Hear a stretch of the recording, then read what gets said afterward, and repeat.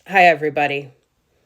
So I'm here to you today to really challenge this narrative that is popular even amongst those people who profess to be DID allies, that to truly have DID or OSDD or any dissociative disorder, there has to be some kind of shame that goes along with it. That shame at being this way is somehow part of the phenomenon. We know this has been argued by certain factions for years, even those factions who are research giants in the DID community, and we've been miffed. But I think the time is now, especially with all the controversy with the McLean video, with the distrust that many of us have felt. I have felt it for many years towards the ISSTD. It's just ridiculous that we somehow have to be ashamed that if we're proud of this diagnosis or this way of being, that we're somehow faking. So for those of you who are not so familiar with my story, giving you a little bit of backstory here may help. I'm Dr. Jamie Marich. I've written 10 books. I'm an EMDR trainer. A lot of people respect me for my academic work. I've published in major APA peer-reviewed journals. I have all the credentials. And for a lot of years, I really tried listening to and learning from people who are connected to the ISSTD culture about this disorder that I was diagnosed with, since I know that's so much of the controversy here over self-diagnosis.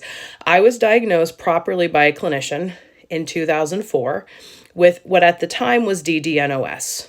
Now, my diagnosis most readily fits the patterned diagnosis of OSDD1, or otherwise specified dissociative disorder 1.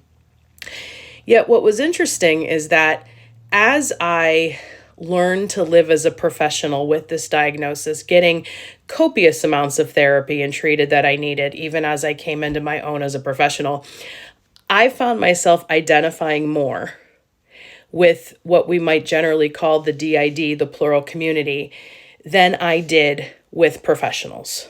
Professionals who, again, claim to be our allies. I have so many stories, some of which I've shared in these videos, some of which I've shared in my new book, Dissociation Made Simple, where I would sit at academic conferences and hear professionals talk about us. And I remember even the very first one, I was sitting there, hearing all of this jargon thrown at me, hearing all of this technicality thrown at me about dissociative disorders. And I was sitting there, this was about 2 years after my diagnosis, thinking she is making this so much harder than it needs to be. But so much of, here's where I felt the internalized shame of like, who am I? I'm just the one with the diagnosis. She's the expert. She's the one who knows better.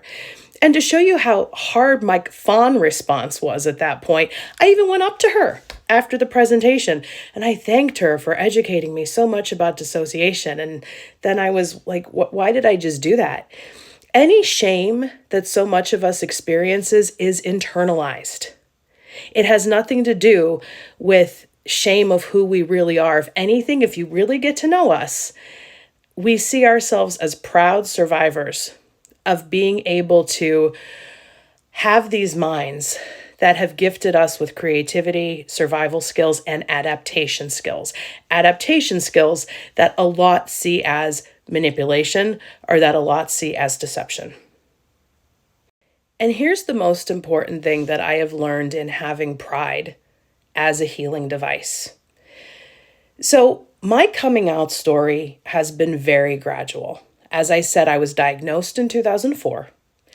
In 2011, when I wrote my first book, EMDR Made Simple, I started dipping my toes in the water about coming out, about saying, well, I struggle with dissociation as part of my complex trauma. But I knew, because of how I heard even those of you who were specialists talk about us, that it was dangerous territory to potentially come out. And let me give you this perspective. I've shared this before, but I have to share it now in this context, right? I am out as a person in long-term recovery from an addictive disorder. I got sober in 2002. And a lot of my recovery has been dual recovery with both the addiction healing and the dissociation healing. And those of us who are recovering from substance use disorders and addiction, there's a lot of pride in our community. Do you try to squelch that as a sign that we're faking? I'm also out as a bisexual woman in a very conservative family. That was the hardest coming out I thought that I had to do until I came out as a professional, fully, honestly, unapologetically in 2008 as someone with a dissociative system. I currently use the identifier that I have dissociative identities because even though I am OSDD1, my experiences relate so strongly to what people with DID experience. And I know there's a lot of this controversy about amnesia having to be a clear part of our diagnosis. And I would ask you to take a look at that there are many DID systems who have received the healing that they've needed, and their experiences of amnesia are not as pronounced anymore. Excuse me, I'm getting over bronchitis. I am surprised I got this far in the video.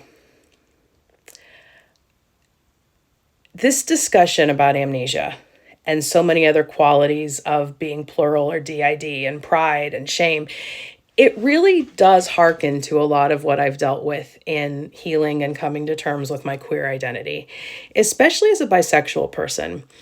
I am one, we are ones who live very much with this foot in both worlds, right? And that's the words of Governor Kate Brown, the first openly bisexual governor in the United States. And she said, it's like we're living with a foot in both worlds. We're too queer for the heteronormativity based culture that's out there, but we often are seen as, well, you can pass. You're too straight. You can still be a breeder. That's what a lot of queer folks say about us. So there's often this push to have to prove ourselves as being queer enough to belong when we know deep down we belong. And it saddens me to see this, what I feel is a very parallel phenomenon, playing out. Friends, the only shame I have really felt has been, as I already mentioned, internalized. And I feel a great deal of shame being a part of these clinical professions. It's true. If you have followed my work, you know that I'm kind of in a crisis of faith right now about what I want to do with my career, because I'm disgusted by the way that I've seen our field treat people, especially people who are queer, especially people who are trauma survivors that are part of this beautiful plural community to which I have nothing but pride of being a part of. So friends, as we've said on this channel, we are going to be holding you, if you truly are our allies, to a higher standard, to really listen to us. And yes, I will give you this thanks one more time that so many of you have done the heavy research lifting to put our legitimacy in peer-reviewed journals that we know that so much of the mainstream needs to see in order to admit that we're valid. That is not good enough now. You have to listen to us if you're going to represent us, and we ask that you represent us more fairly.